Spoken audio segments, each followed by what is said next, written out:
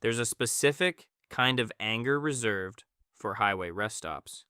You've been driving for 3 hours, the kids are done, the tank is under a quarter, and the only food for another 40 miles is whatever's inside this one building. And it's $18 for a burger. Here's the thing that makes that price make sense. That plaza was never really in the business of selling you a burger. It's in the real estate business, and you just met its only tenant. One of the largest travel plaza operators in American history, Host Marriott Services, laid this out plainly in its own filing with the Securities and Exchange Commission, back when it ran the food and retail side of 92 plazas across 13 toll roads. The company reported that its travel plaza concessions alone were worth roughly $312 million a year. And it specifically noted that the entire domestic travel plaza concessions industry was worth about $500 million, excluding gasoline sales entirely. Gas is practically an afterthought here.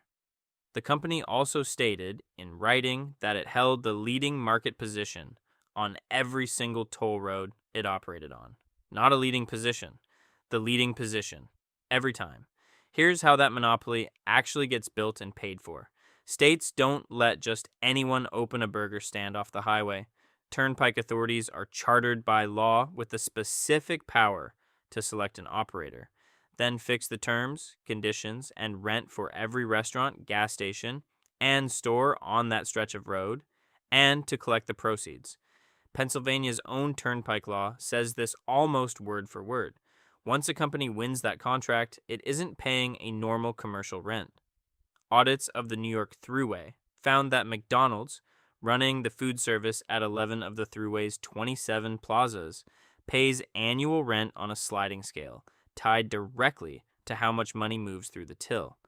The more you spend on your family's road trip meal, the more the operator owes the state, and the state makes sure there's no competition to undercut that arrangement.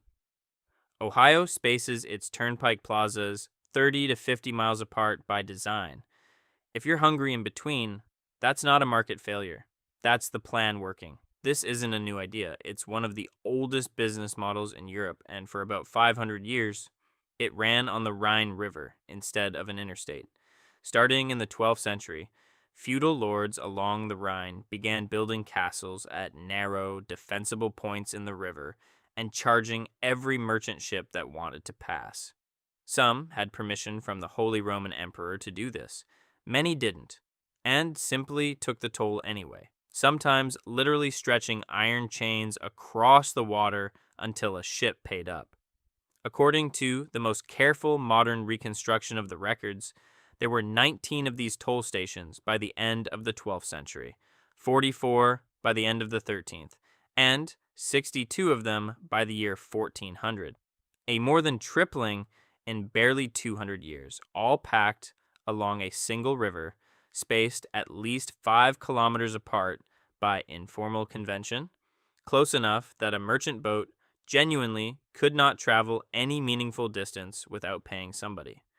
In 1254, a coalition of cities and princes called the Rhine League tried to fight back, besieging and tearing down 10 to 12 of the least legitimate castles over 3 years. It barely mattered. A century later, the Emperor Charles IV's Golden Bull formally handed permanent toll rights to the handful of powerful archbishops who controlled most of the river anyway, turning what had been an illegal racket into official law. The system wasn't fully dismantled until the early 1800s. Swap the river for an interstate, the chain for a state contract, and the archbishop for a turnpike authority. And you're looking at the same machine. A choke point everyone has to pass through. A legal monopoly granted by whoever holds power over that choke point.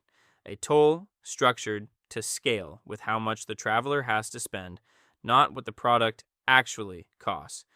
And zero competition allowed to exist close enough to undercut the price. This isn't purely historical either. In September of last year, the operator that won the contract to redevelop 18 service plazas on the Massachusetts Turnpike walked away from the deal entirely.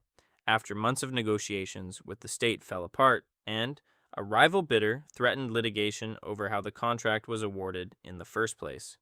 Even now, winning the legal right to own one of these choke points is valuable enough to fight over before a single burger gets sold. So, the next time you're standing in a fluorescent lit food court 40 miles from the nearest exit, paying triple for a meal you'd never order at a normal price, you're not being ripped off by a bad business. You're standing inside a very old, very well engineered one. The Lords on the Rhine just called it a toll. The Turnpike calls it rent. Either way, you were never actually the customer. You were the traffic, and the traffic was always going to pay.